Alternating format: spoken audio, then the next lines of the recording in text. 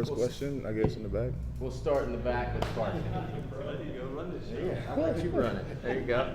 All right. All right, easy question for you. You wanted one. How'd you get the nickname Prime?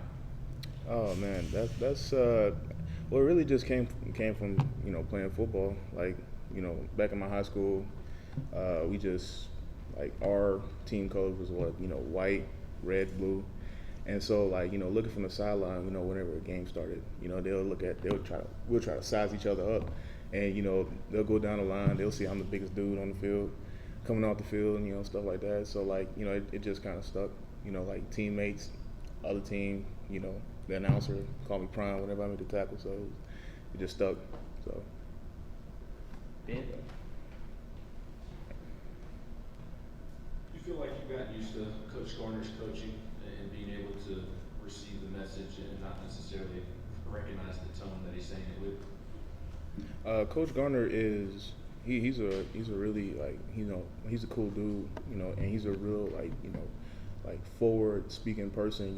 Whenever he says anything instructions or any corrections or mistakes that I made, he is really direct, blunt about it, but still he gets the point across. And for me, I feel like that I've adjusted to his lessons or his direction. So yeah. Wes? Brian, can you talk about the ability that you have every day to play football with your brother? I know that that's something that a lot of people would love to do, and y'all are about the same age and you were able to do it. How important was that to both of you during the sort of recruiting process? Yeah, I'd say that we definitely kind of feed energy off of each other. My first year, it was kind of rough.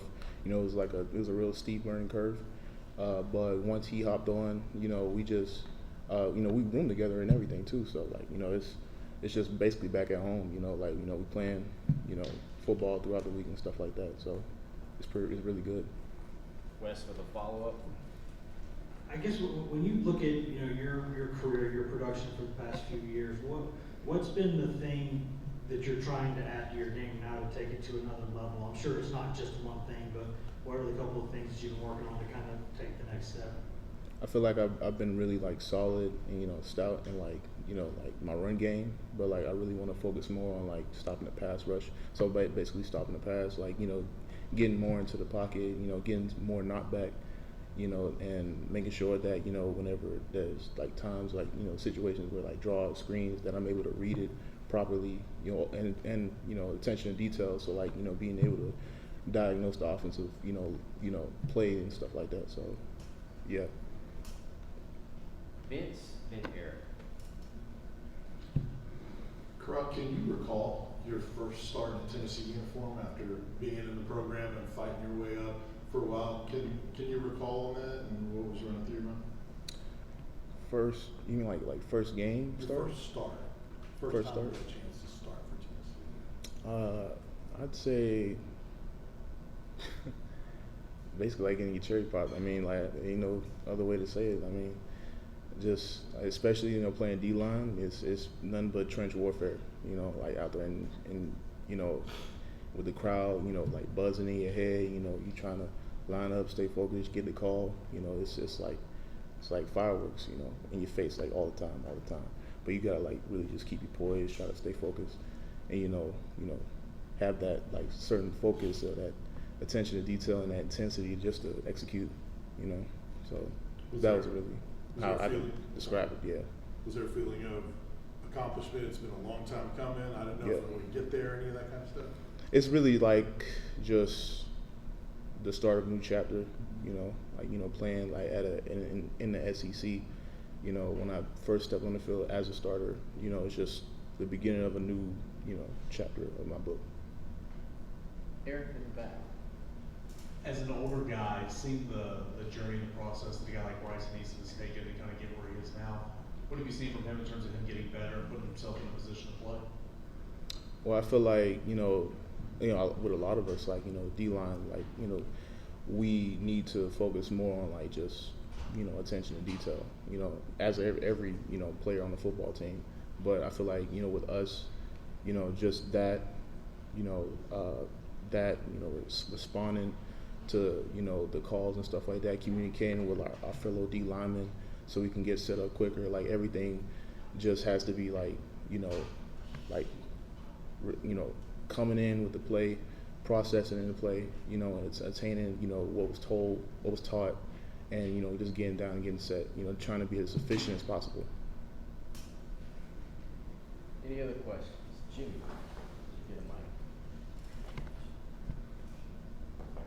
What's it like playing defense when you kind of know the offense isn't going to have any long 10-minute drives? You got to be ready to go back on the field in a hurry, don't you? Yeah, like I said, you know, it's a dogfight, you know, through and through, you know. Like nowadays, you know, a lot of offenses they have such a high tempo that, you know, we're trying to, you know, focus on, you know, trying to, you know, combat that. So, you know, it's tough, you know. You got to go on the side, you got to come off from the field to the sideline, you know, try to, you know, get your water, recover, you know, try to, you know, like listen to, you know, the corrections and to the call and stuff like that from when the players make adjustments, and then, you know, by the time offense is, you know, over and done with, you know, we're back on the field like that, you know. So, you know, it's pretty quick, like, you know, but like, you know, it gets rolling, you know, you fall into like a routine, a rhythm, so, you know, it gets easier.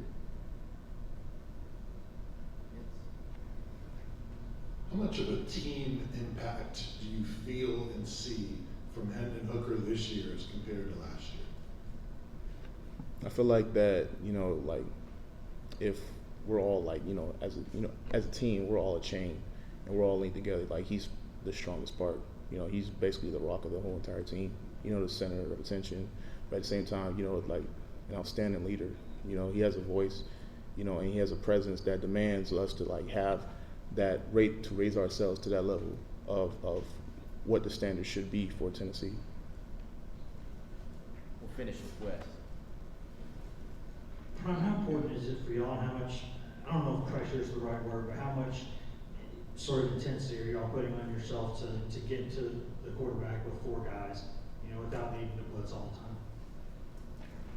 Well, Coach Garner really stresses that, you know, like penetration, like all the time, you know, whenever we're just running like, you know, stunts and stuff, like that's really on our minds, like trying to get that penetration along with knockback, you know, pushing, pressing the pocket as much as we can, you know, just to stress that quarterback out.